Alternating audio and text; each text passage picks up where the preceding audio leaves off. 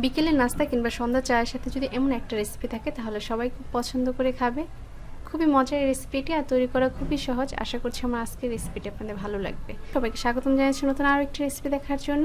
রেসিপিটি তৈরি করে নেওয়ার জন্য প্রথমে 1 কাপ পরিমাণ আটা নিয়ে নিচ্ছি, এরপর দিয়েছি পরিমাণ মতো লবণ, এরপর দিয়ে দিচ্ছি 2 টেবিল চামচ পরিমাণ রান্নার রেগুলার তেল। এবার হাতের সাহায্যে সব কিছু একত্রে খুব ভালোভাবে মিশিয়ে নিব।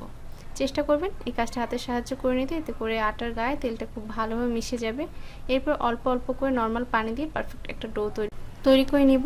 ডোটা তৈরি হয়ে গেলে এটাকে একটা সাইডে রেস্টে রেখে দিয়ে আমি চুলা আর একটি প্যান বসিয়ে নিয়েছি। তাতে দিয়েছি একটি পেঁয়াজ কুচি, আর দিয়েছি 1 টেবিল চামচ পরিমাণ রান্নার রেগুলার তেল, দিয়েছি সামান্য পরিমাণ মরিচের গুঁড়া, সামান্য হলুদের গুঁড়া, আর দিয়েছি সামান্য পরিমাণ জিরার গুঁড়া। এই সমস্ত কিছু তেলের সাথে কিছুক্ষণ ভেজে নেওয়া হয়ে গেলে আমি আগে থেকে ডাল সিদ্ধ করে রেখেছিলাম, সেই ডালটা দিয়ে দিচ্ছি। আর এর মাঝে আগে থেকে লবণ দিয়ে ডালটা সিদ্ধ করে রেখেছিলাম, তাই এই পর্যায়ে আর লবণ দিচ্ছি না। এরপর এর মাঝে দিয়ে দিয়েছি ভাজা জিরার গুঁড়া, আর দিয়েছি চিলি ফ্লেক্স 1/2 চামচ পরিমাণ। এবার সব কিছু একত্রে খুব ভালোভাবে মিশিয়ে নিচ্ছি। যতক্ষণ অবধি পানিটা ভালোভাবে শুকিয়ে আসছে সেই পর্যন্ত এটাকে নেড়ে চেড়ে শুকিয়ে নিয়েছি। এরপর এটাকে চুলা থেকে নামিয়ে নিয়েছি। আর এই পর্যায়ে যে ডোটা তৈরি করেছিলাম সেটাও পারফেক্টভাবে সেট হয়ে গেছে। সেটাকে আমি 2 ভাগে ভাগ করে নিয়েছি। সেখান থেকে একটা লেচি নিয়ে এরকম বড় সাইজের এবড়ো থেবড়ো একটা রুটি তৈরি করে নিয়েছি।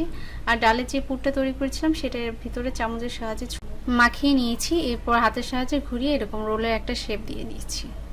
এবার এই দুইটা সাইডে যে এবড়ো থেবড়ো অংশগুলো ছিল সেটা কেটে ফেলে দিচ্ছি। এরপর একটি ছুরির সাহায্যে ছোট ছোট করে টুকরা করে নিচ্ছি। চাইলে আপনি একটু বড় সাইজও করতে পারেন, তবে আমি একটু ছোট করে নিয়েছি, এতে করে অনেকগুলো নাস্তা তৈরি হয়েছে।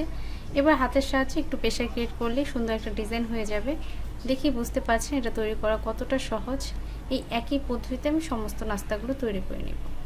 আর এই নাস্তাগুলো যখন তৈরি করে নেওয়া হয়ে যাবে তখন একটা ব্যাটারের মাধ্যমে এটাকে আমি ডুবিয়ে নিব, সেটা তৈরি করে নিচ্ছি। এর জন্য নিচ্ছি 1/4 কাপ পরিমাণ আটা, আর দিয়ে দিচ্ছি পরিমাণ মতো লবণ, দিচ্ছি সামান্য পরিমাণ চিলি ফ্লেক্স, একটু ভাজা জিরার গুঁড়া।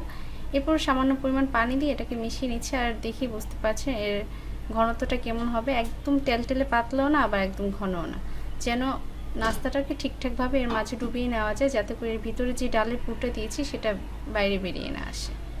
এরপর সেখান থেকে একটা নাস্তা নিয়ে এর মাঝে ডুবিয়ে নিচ্ছি। এবার একটু চামচের সাহায্যে উঠিয়ে নিয়েছি। এবার এগুলোকে ভেজে নেওয়ার জন্য চুলায় একটি প্যান বসিয়ে নিয়েছি, আর তাতে দিয়েছি পর্যাপ্ত পরিমাণ তেল। তেলটা যখন গরম হয়ে এসেছে সেই পর্যায়ে এক এক করে নাস্তাগুলো এর মাঝে ছেড়ে দিয়েছি। এবার একটি ব্যাম্বু স্টিকের সাহায্যে উল্টে পাল্টে ভেজে নিচ্ছি। আর চুলা আঁচটা মিডিয়ামে রেখে এগুলোকে ভেজে নিচ্ছি, এতে করে সুন্দর একটা কালার আসবে। আর এটা খেতে অনেক বেশি ক্রিস্পি হবে। যখন এই দুটো সাইডে সুন্দর একটা কালার চলে আসবে আর ঠিকঠাকভাবে ভেজে নেওয়া হয়ে যাবে সেই পর্যায়ে তেল সরিয়ে তুলে নেব। আর এই একই পদ্ধতিতে আমি সমস্ত নাস্তাগুলো ভেজে নেব। দেখি বুঝতে পারছি এটা তৈরি করা কতটা সহজ। আর এটা খেতে তো ভীষণ মজা, ছোট থেকে বড় সবাই খুব পছন্দ করে খাবে।